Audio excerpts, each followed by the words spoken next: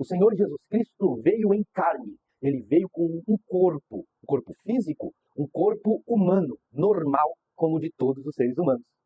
E ao assumir este corpo, o Senhor Jesus assumiu tudo o que diz respeito à humanidade. Ele era plenamente humano.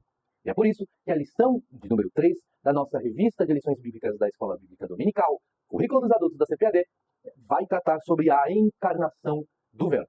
Eu me chamo Osni, seja muito bem-vindo ao meu canal. Não se esqueça de se inscrever e de interagir com este vídeo. Exatamente. Pode curtir e não se esqueça de comentar. Falar aquilo que Deus falou ao seu coração, algo que você aprendeu, algo que você entendeu. E assim vamos crescer juntos nessa jornada. E falando em jornada, não se esqueça de acessar os links que estão aqui na descrição deste vídeo para que você possa participar da jornada 7x1, o plano de leitura da Bíblia em 150 dias. Eu te espero lá. Vamos ler a Bíblia juntos. E acompanhe este canal, porque vem muita coisa boa neste ano de 2025. Essa lição, a lição de número 3 da nossa revista Lições Bíblicas, Currículo dos Adultos da CPAD, em defesa da fé, nós falaremos nessa lição sobre a segunda heresia que refutaremos, a heresia do docetismo e do gnosticismo. É importante ressaltar que a humanidade de Jesus é central na nossa fé. Se nós tirarmos a humanidade de Jesus da equação, há um risco seríssimo de a mensagem de salvação não ser plena. A nossa salvação só é possível porque Deus se fez homem. Nós vamos falar sobre isso agora. O texto áureo da nossa lição se encontra em João, capítulo 1, versículo 14. E o Verbo se fez carne e habitou entre nós. E vimos a sua glória como a glória do unigênito do Pai, cheio de graça e de verdade. Este texto é maravilhoso. Este texto é sensacional. O Verbo, Cristo, Deus, se fez carne, se fez homem e habitou entre nós. Ele tabernaculou, ele veio, montou um tabernáculo na terra. Este tabernáculo é o seu corpo. A verdade prática, a vinda do Filho do Homem, a vida do Filho de Deus em forma humana, é um fato presenciado por muitas testemunhas. Por isso, a negação de sua historicidade não se sustenta. Como eu disse, a humanidade de Cristo é um dos pilares da nossa fé cristã. E essa verdade central é essencial, não apenas para a compreensão da missão do plano de Deus, mas também para a defesa das doutrinas centrais contra as falsas doutrinas que surgiram ao longo dos séculos. Desde os primórdios do cristianismo, heresias como o docetismo e o gnosticismo desafiaram a ideia de que Jesus Cristo possuía um corpo humano, físico e real. Esses ensinamentos errôneos distorcem a verdade bíblica e comprometem a compreensão plena do Evangelho. Você não vai entender o Evangelho plenamente enquanto você não entender que Jesus Cristo veio em carne para habitar entre nós. Portanto, nessa lição falaremos sobre isso, refutando a heresia doceta. Eu quero só fazer uma breve reflexão. Gandhi, Mahatma Gandhi, um líder indiano da independência da Índia, ele tem fez uma afirmação muito curiosa, que parece que muitos cristãos, pseudo-cristãos, estão se utilizando desse ideal. Olha o que Gandhi falou. Nunca me interessei por um Jesus histórico. Eu não me importaria se alguém provasse que o homem Jesus nunca viveu ou que o conteúdo narrado dos evangelhos foi fruto da imaginação de algum escritor. O Sermão do Monte, ainda assim, continuaria sendo uma verdade para mim. Olha aqui a afirmação ousada. Para Gandhi, não haveria diferença se Jesus existiu ou não, mas aquilo que dizem que ele falou continua sendo verdade. É como se a pessoa histórica de Jesus não fosse relevante, mas a mensagem que ele pregava, essa sim, merece ser guardada e preservada. Parece muita gente hoje, mesmo nas igrejas, que não se importam com a pessoa de Jesus, se importa apenas com aquilo que ele falou, as ideias que ele representa. Jesus não é uma ideia, Jesus é uma pessoa. A igreja não foi fundada com base nas ideias de Jesus. A igreja foi fundada na pessoa de Jesus. Ou vocês não se lembram? Quando Pedro afirmou, tu és o Cristo, Filho do Deus vivo. Jesus olha e responde, bem-aventurado és tu, Simão Barjonas, porque não foi carne ou sangue quem te revelou, mas o meu Pai que está no céu. Por isso eu te digo, tu és Pedro, uma pedrinha. Mas sobre esta pedra, Petra, uma pedrona, edificarei a minha igreja. Mas que rocha é essa? Se não é Pedro, porque Pedro é uma pedra pequena. É uma pedra viva, mas é pequena. Então que rocha é essa sobre a qual a igreja está edificada? Sobre Cristo, a afirmação de quem ele é. Não tem como. Nós não podemos separar as palavras de Jesus com a pessoa de Jesus. E a pessoa de Jesus é 100% humana e 100% divina. Esse tipo de comentário de Gandhi, portanto, revela o que é muito comum em algumas pessoas atualmente. Tendem a desprezar a pessoa gloriosa de Jesus, dando valor apenas ao que ele disse. Deixam de lado o Jesus sobrenatural para aceitar os seus discursos éticos, apenas as ideias de Cristo. As heresias que negam a humanidade de Cristo, tópico 1. A afirmação de que o Senhor Jesus, sendo Deus, se fez carne, já sofria oposição mesmo no primeiro século do cristianismo. Dentre as heresias que surgiram, das mais perigosas, por exemplo, o docetismo, influenciado pelo gnosticismo. O docetismo e o gnosticismo são vertentes. O docetismo é uma seita gnóstica. O docetismo nasce do gnosticismo como uma forma de tentar adaptar a mensagem do evangelho ao gnosticismo. O gnosticismo era muito forte naquele período, ideias muito fortes no primeiro século, sobretudo no meio gentílico, e agora essas ideias estão querendo adentrar no seio da igreja. Adentrar de uma forma que seja palatável, de uma forma que seja aceita. E para isso, ela foi transformada. E surgiu aí essa facção, esse partido gnóstico, que seria o docetismo. Logo, o docetismo é uma seita gnóstica. Uma facção dentro do gnosticismo, que é um sistema filosófico-religioso que surgiu nos primeiros séculos, o qual pregava que o mundo material e físico é essencialmente mau e é essencialmente bom apenas o espírito. Aquilo que é espiritual tem valor, aquilo que é material, físico, não tem valor algum, é mau. Tal visão rejeitou a ideia de que Deus, o Deus eterno, o Deus supremo, que é espírito, portanto bom, isso acaba sendo absurdo, porque se um Deus que é espírito, que é bom, ele resolveu assumir uma forma material que é má. Logo, dentro da ideia gnóstica, isso é inconcebível, porque este Deus bom agora é maculado, contaminado pela matéria, que é má. Este Deus Espírito tabernaculou, conforme o textual em João 1,14.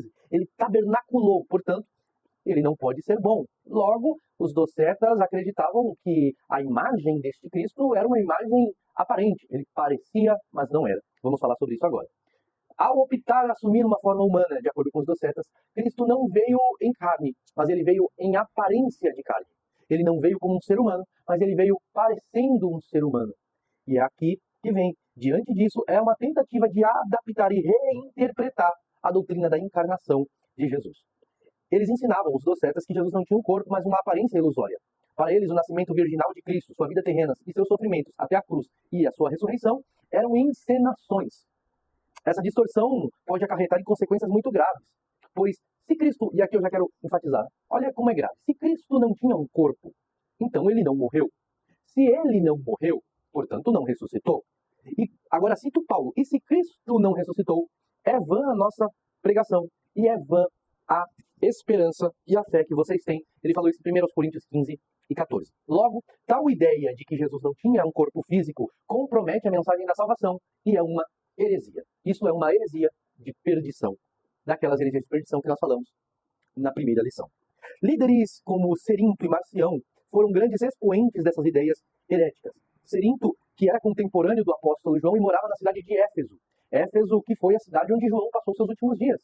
Portanto, foi em Éfeso que o apóstolo João escreveu a primeira carta, as cartas, né, as 3 cartas, primeira, segunda e terceira de João, e, portanto, também, aparentemente, foi em Éfeso que ele escreveu o Evangelho. E tanto os evangelhos como as epístolas joaninas, elas têm esse teor apologético, defendendo a divindade e a humanidade de Jesus Cristo. Como nós vemos no conteúdo das suas cartas, sobretudo, que ele é muito enfático, que todo aquele que diz que Jesus Cristo não veio em carne, este é o espírito do anticristo que já está no mundo. Isso nós vemos em 1 de João 4, versículo de número 3. E na segunda carta de João, versículo 7, ele diz: porque já muitos enganadores entraram no mundo, os quais não confessam que Jesus Cristo veio em carne. Este tal é o enganador e o anticristo. Obviamente, ele está citando este movimento doceta, que tinha um polo muito forte na cidade de Éfeso, onde João morava. E, por certo, João combateu e rebateu as heresias deste cidadão aqui, o Cerinto. Cerinto, ele era muito abusado. Ele afirmava que Jesus Cristo Jesus era um homem comum até o dia do batismo. E no dia que ele foi batizado e que o Espírito desceu em forma corpórea de uma pomba, ali quando ele foi batizado por João Batista no Jordão, o Logos veio e desceu sobre ele. E foi nessa hora que o Cristo Celestial desceu, e o usou durante o seu ministério e o abandonou na hora da crucificação. Vê que coisa ridícula, né? Vê que heresia ridícula, não tem base bíblica, não tem base teológica, nem mesmo uma base filosófica, isso não tem cabimento. Mas foi um homem que teve muita influência no meio da igreja, né? Ele teve muita influência. Tais heresias foram combatidas veementemente pelo apóstolo e pelos pais da igreja, que defenderam a Bíblia com clareza e com muita firmeza. O combate ao docetismo não foi apenas no campo das teorias. Crer e defender a verdadeira humanidade de Cristo é fundamental para a fé cristã, pois somente um Jesus plenamente humano poderia ser o mediador entre Deus e o homem. Além disso, no processo de redenção da humanidade caída, era necessário que o Redentor vencesse ao pecado como homem. Jesus Cristo venceu o pecado, ele não pecou. Mas ele venceu o pecado não por ser Deus, mas ele venceu por ser homem. Jesus não derrotou Satanás como Deus, mas ele derrotou o tentador como homem, como ser humano. Ele foi tentado em tudo, mas não pecou. E como ele foi tentado, ele se compadece daqueles que são tentados. Ele teve que passar por tudo aquilo que nós passamos para poder interceder por nós junto ao Pai no céu. Percebe que ele precisou assumir. Ele precisou se colocar na mesma posição que nós. E ao se colocar nessa posição, ele nos entende, ele compreende as nossas fraquezas e nos dá graça por meio do Espírito Santo a resistir às tentações e permanecermos firmes nele. Portanto, Cristo teve que assumir esta forma humana, ele teve que assumir plenamente a nossa natureza. Como disse Gregório de Nazianzo, olha uma frase muito importante que ele diz: aquilo que não foi assumido não pode ser restaurado. Jesus teve que assumir a forma humana para assim poder ser capaz de nos restaurar. Tinha que ser um homem. Jesus ele veio como homem, passou por todos os processos humanos, porque ele precisava fazer aquilo e cumprir como homem, como ser humano. Amém? Jesus precisou assumir, portanto, a humanidade em sua plenitude, corpo, alma e espírito. O que também refuta os ensinamentos de Apolinário, um pastor de Laodiceia que afirmava que na encarnação o Logos ocupou o lugar da alma. Como eu disse agora, o homem é corpo, alma e espírito. Quando falamos de corpo, essa parte física, a alma, a parte da psique, né? E o espírito é a lâmpada de Deus, é a consciência divina, é onde Deus se comunica com o ser humano. Ao assumir a forma humana, Jesus não assumiu apenas o corpo, mas ele assumiu a plenitude da humanidade. Apolinário dizia que Jesus Cristo, ao encarnar, assumiu apenas o corpo humano. E a alma foi substituída pelo Logos divino, pelo Verbo. Portanto, Jesus era corpo humano e alma de Deus. E isso já é uma blasfêmia, um erro, uma heresia, porque se Jesus não assumisse o ser humano, a humanidade em sua plenitude, corpo, alma e espírito, ele não seria capaz de salvar o ser humano. Ele assumiu, sim, a humanidade plena. Ele tinha um corpo físico, um corpo humano, uma alma humana e um espírito humano. Mas também havia a união hipostática, porque a divindade estava presente nele. Como disse o apóstolo Paulo, nele habitava corporalmente a plenitude da divindade. Essa heresia foi rebatida por Gregório de Nazianzo, quando ele falou: aquilo que não foi assumido não pode ser restaurado. Deus restaurou a humanidade, restaura o homem por completo, porque ele completamente assumiu a humanidade. Amém? Tópico 2. A afirmação apostólica da corporeidade de Jesus. Os evangelhos são muito robustos no conteúdo a respeito da humanidade do Senhor Jesus. Os apóstolos tinham que ser como testemunhas populares de Cristo, tinham que ter visto o Senhor Jesus na terra, tinham que ter acompanhado. E o apóstolo João enfatiza na sua carta que ele tocou. Os nossos olhos viram, ouvidos ouviram, e nós tocamos nele. Eu toquei nele. Eu vi, eu tive contato físico com ele. Era um homem, mas ele era o verbo, a palavra da vida. E isso é muito importante. Nós vemos, por exemplo, o Evangelho de Mateus iniciar com a genealogia de Jesus, mostrando a árvore genealógica de quem Jesus era descendente como ser humano. Não foi Deus quem nasceu, mas foi o homem que nasceu. E isso aqui também já rebate a ideia de que Deus tem mãe. Quem nasceu não foi Deus. Quem nasceu foi o homem. Foi o homem que nasceu. Ele nasceu, Deus incorporou, encarnou-se, tomou forma pelo Espírito dentro de um ventre, nascido de mulher. Ele assumiu a forma humana para ser o nosso Redentor. Deus não tem mãe, quem tem mãe é o homem. Isso já rebate uma linha de pensamento aí também. A corporeidade de Jesus é demonstrada em vários momentos de sua vida, conforme registrado nos evangelhos. Primeiro, os evangelhos que a gente separa em evangelhos sinóticos, que são o evangelho de Mateus, Marcos e Lucas, e o evangelho de João, que é estudado à parte. Os evangelhos sinóticos focam muito na humanidade de Cristo, na família de Jesus, no sentimento de Jesus, no cansaço de Jesus, o nascimento de Jesus, que é narrado em Mateus e em Lucas. Nós vemos o cansaço de Jesus em Marcos. Em Marcos, Jesus é o servo sofredor. Em Lucas, Jesus é o homem perfeito. Em Mateus, Jesus é o rei dos judeus. Percebe que isso mostra Jesus como um homem incomparável. Um homem que não tem nada igual. É um homem perfeito. E João mostra que Jesus não é só homem, ele é Deus também. Mas o próprio João, no capítulo versículo 14, que é o nosso textual, ele relembra: o verbo se fez carne. O verbo se fez carne. O Deus se fez homem. Ele foi tentado, assim como nós, mas não pecou. Como homem ele foi tentado. Não se tenta Deus, se tenta homem. Em suas epístolas chamadas universais, o apóstolo João também combateu diretamente o docetismo, afirmando que o que ele prega não é uma mensagem da parte de Deus, mas sim do anticristo, o falso Cristo, que é 1 João capítulo 4, versículo 2 e 3, quando ele diz: nisso você conhece o Espírito de Deus. Todo espírito que confessa que Jesus Cristo veio em carne é de Deus. E todo espírito que não confessa isso a respeito de Jesus não procede de Deus. Pelo contrário, este é o espírito do anticristo, a respeito do qual vocês ouviram dizer que viria e que agora já está no mundo. Tal declaração deixa bem claro que negar a humanidade de Cristo equivale a rejeitar o evangelho verdadeiro. Mesmo após sua ressurreição, Jesus nunca deixou de ter corpo. Isso aqui é importante, porque Jesus tem um corpo até hoje. Desde que ressuscitou, Jesus nunca deixou de ter um corpo. Ele tem um corpo glorioso, fato. Ele ressuscitou com um corpo glorificado, fato. Mas ele tem um corpo físico, a ponto de que ele provou para os discípulos ao mostrar as marcas dos cravos nas mãos e o seu lado que havia sido perfurado com a lança. E ele ainda incentivou, pode tocar, para vocês saberem que eu não sou um espírito. Nós vamos ver isso muito lá em João capítulo 20, versículo 27, e Lucas 24, 39 e 43. Ainda assim, alguns entre os discípulos e entre os seguidores de Jesus, que ali já eram quase 500 irmãos nesse período, tiveram ainda alguns que duvidaram, como nós vemos lá em Mateus 28 e 17, quando fala que quando ouviram, alguns adoraram, mas alguns duvidaram. E aqui eu quero introduzir um conceito que é basilar, que é o conceito da união hipostática, que é uma doutrina central da teologia cristã, que descreve a natureza de Jesus como uma pessoa com duas naturezas distintas, mas plenamente divina e plenamente humana. Jesus não é 50% homem e 50% Deus, porque isso não é hipostático. Isso significa que ele seria um semideus, ou um semi-humano, mas ele não era metade humano, ele era 100% humano. E ele não era metade Deus, ele era 100% Deus. Esta formulação foi estabelecida oficialmente no Concílio de Calcedônia, em 451 d.C., como resposta às heresias que ameaçavam a compreensão correta da pessoa de Cristo. A igreja primitiva enfrentou debates intensos sobre como entender a relação entre a divindade e a humanidade de Cristo. Diversas heresias surgiram, como nós vimos o docetismo, mas temos também o apolinarismo, que eu citei agora também, e também o nestorianismo e o eutiquianismo, que é o monofisismo. O apolinarismo fala, que é de Apolinário, que eu acabo de citar, que afirmava que Jesus tinha corpo humano, mas a sua alma havia sido trocada pelo Logos divino. O nestorianismo propunha que de Cristo era composto de duas pessoas separadas, uma divina e uma humana. Então era como se tivesse o homem que tinha uma consciência humana, era um homem, e o Deus, então eram duas pessoas ali, mas Jesus é um só.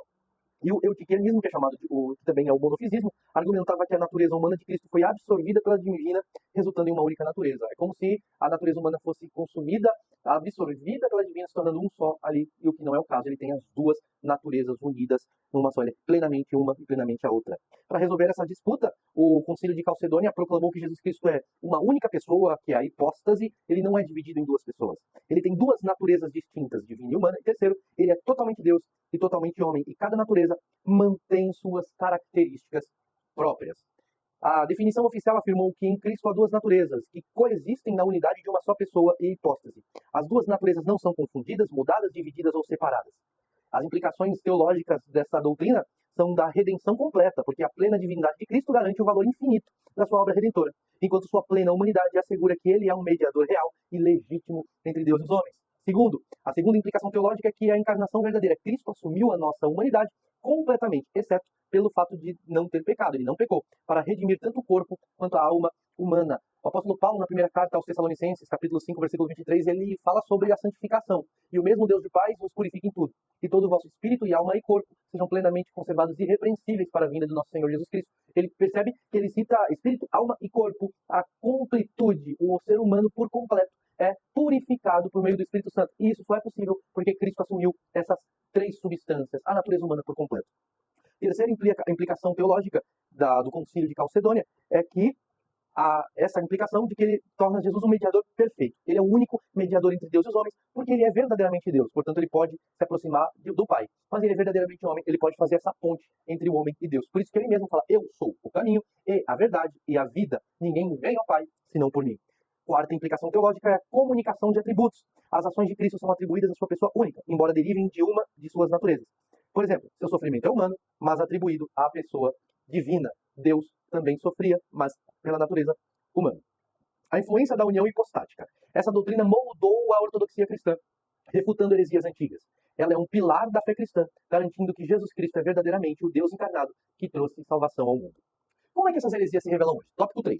Como essas heresias se revelam hoje, o comentarista pastor Ezequiel Soares apresenta que essa heresia hoje se mostra negando, primeiro, o nascimento virginal de Jesus, segundo, a morte e a ressurreição de Cristo. Há movimentos que negam o nascimento virginal de Jesus. A Bíblia, porém, enfatiza que este acontecimento era esperado desde o Antigo Testamento. E ele foi também anunciado de antemão pelo profeta Isaías. Isaías capítulo 7, versículo 14. Portanto, o Senhor mesmo lhes dará um sinal. Eis que a Virgem conceberá e dará à luz um filho e lhe chamará Emanuel. O nascimento virginal de Jesus foi profetizado pelo profeta Isaías também. No caso do gnosticismo, o maior problema não era nem pelo fato do nascimento ser em uma virgem. Para nós, hoje, é anunciado, olha, impossível, né? Uma virgem conceber e dar luz. Mas, para os gnósticos, esse era o menor dos problemas. O fato de ter nascido já era ruim. Se nasceu, é material, é físico. E se é físico, é mal, essencialmente mal. Esse era o maior problema, o fato que ele nasceu. O apóstolo Paulo, falando sobre a mensagem verdadeira do Evangelho de Deus, as boas novas de Cristo, olha o que ele escreveu aos Gálatas. A gente estudou Gálatas na semana passada, no capítulo 2. Olha o que o capítulo 4 diz nos versículos 3, 4, 5 e 6. Assim também, nós, quando éramos menores, estávamos escravizados aos rudimentos do mundo. Mas quando chegou a plenitude do tempo, Deus enviou o seu Filho, nascido de mulher, nascido sob a lei, para resgatar os que estavam sob a lei, a fim de que recebêssemos a adoção de filhos. E porque vocês são filhos, Deus enviou o Espírito de seu Filho ao nosso coração, e esse Espírito clama, Abba, Pai. Perceba que a adoção só é possível porque ele veio para ser igual a nós. Além disso, surgiram movimentos que negavam a crucificação de Jesus. Se ele não morreu, ele não ressuscitou, então, negando a morte, nega-se também a ressurreição de Cristo. O nosso comentarista, ele cita também a pessoa de Basílides de Alexandria, né, um egípcio. Olha o que ele dizia, ele foi um importantíssimo líder gnóstico no seu período e afirmava que Jesus não foi crucificado. Jesus não foi crucificado, ele foi trocado na hora da cruz. Quando os romanos mandaram Cirineu carregar a cruz de Cristo e levar para o Gólgota, ali naquele momento ele foi transfigurado e tomou a forma de Jesus e Jesus tomou a forma de Cirineu. Jesus foi embora e o Cirineu foi crucificado imediatamente e Cristo, segundo Basílides, assistiu à crucificação dando risada, porque ele não foi crucificado e sim outra pessoa em seu lugar. Há alguns movimentos islâmicos, eu vi, isso não está no Alcorão. Né? O Alcorão propriamente afirma, na Surata An-Nisa, perdoe-me se eu não souber pronunciar isso, não estiver pronunciando corretamente o árabe, mas capítulo 4, 157 do Alcorão diz assim: e por dizerem certamente matamos o Messias, Jesus, filho de Maria, mensageiro de Alá, mas eles não o mataram, nem o crucificaram, mas isso lhes foi feito parecer. E, de fato, aqueles que discordam sobre isso estão em dúvida acerca disso. Eles não têm conhecimento a respeito, exceto seguir conjecturas. E, com certeza, não o mataram. O Alcorão está afirmando que Jesus não foi crucificado. Mas quem é que foi crucificado? Para alguns islâmicos, para alguns árabes, quem foi crucificado no lugar de Jesus foi Judas, que também foi transfigurado à forma de Cristo. Isso é uma heresia, né? Porque um homem pecador não paga pelo pecado. Não tem como pagar os pecados de toda a humanidade. Não tem como redimir toda a humanidade. O sacrifício tinha que ser de um cordeiro sem mácula. Um ser humano que não pecou. Um ser humano que nasceu sem ter a natureza pecaminosa. E que, assumindo a natureza humana, conseguiu vencer o pecado como homem. E assim pode ser o fiador da nossa salvação. Há quem acredite dentro do islamismo que Judas é quem foi crucificado no lugar de Jesus. Isso eu acabei de mencionar. Com o crescimento das heresias gnósticas, os cristãos começaram a combatê-las com um ensino ortodoxo. O credo apostólico, recitado em muitas igrejas, sobretudo romanistas, até hoje, não era para fins de rituais batismais apenas, mas para ser uma confissão formal da sua fé. Fundamentada na Trindade, apresentava os seguintes pontos, são os chamados 12 pontos do credo apostólico. Eu vou ler e eu tenho certeza que você já ouviu falar deles, você já pode ter recitado também. Creio em Deus Pai Todo-Poderoso, Criador do céu e da terra, e em Jesus Cristo, um só, seu Filho único, nosso Senhor, que foi concebido pelo poder do Espírito Santo, nasceu de Maria, a Virgem, padeceu sob o poder de Pôncio Pilatos, foi crucificado, morto, sepultado. Desceu ao reino dos mortos e ressuscitou ao terceiro dia, subiu ao céu e está sentado à direita de Deus Pai Todo-Poderoso, de onde há de vir a julgar todos os vivos e os mortos. Creio no Espírito Santo, na Santa Igreja Católica, na comunhão dos santos, na remissão dos pecados, na ressurreição da carne, na vida eterna. Amém. Obviamente, vou citar aqui, a Santa Igreja Católica não está se referindo ao romano, está se referindo à igreja como um todo, o corpo de Cristo universal. Mas o foco aqui que eu quero fazer para essa lição é um tópico que fala que Jesus Cristo padeceu sob o poder de Pôncio Pilatos. Para que os pais da igreja, a igreja antiga, não foram os apóstolos que criaram esse credo, mas para que eles resolveram citar Pilatos? Por quê? Pilatos é importante aqui. Na verdade, Pilatos aqui é um ponto, é uma âncora histórica. É aqui que tem a comprovação histórica. Não somente uma fonte bíblica, mas uma fonte histórica que Jesus Cristo realmente existiu e realmente morreu sob Pôncio Pilatos, crucificado.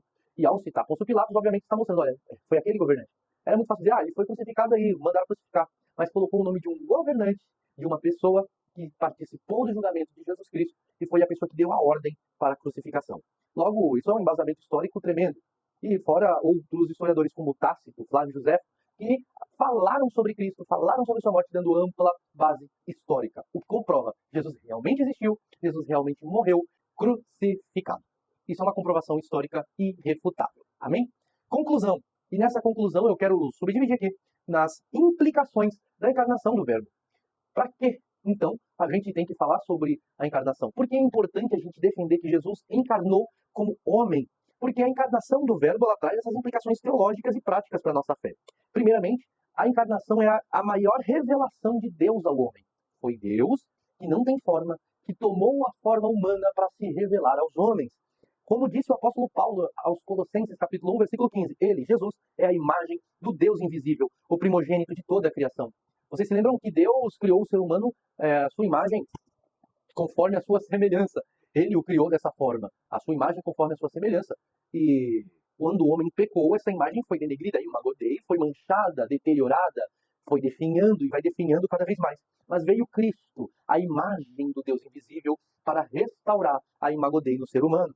Por meio de Cristo podemos conhecer plenamente o caráter e a vontade de Deus. Jesus Cristo veio como homem para poder, primeiro, para poder ser exemplo para que sigamos as suas pisadas. Olha o que o apóstolo Pedro escreveu, capítulo 2, versículos 21 a 24 da primeira carta.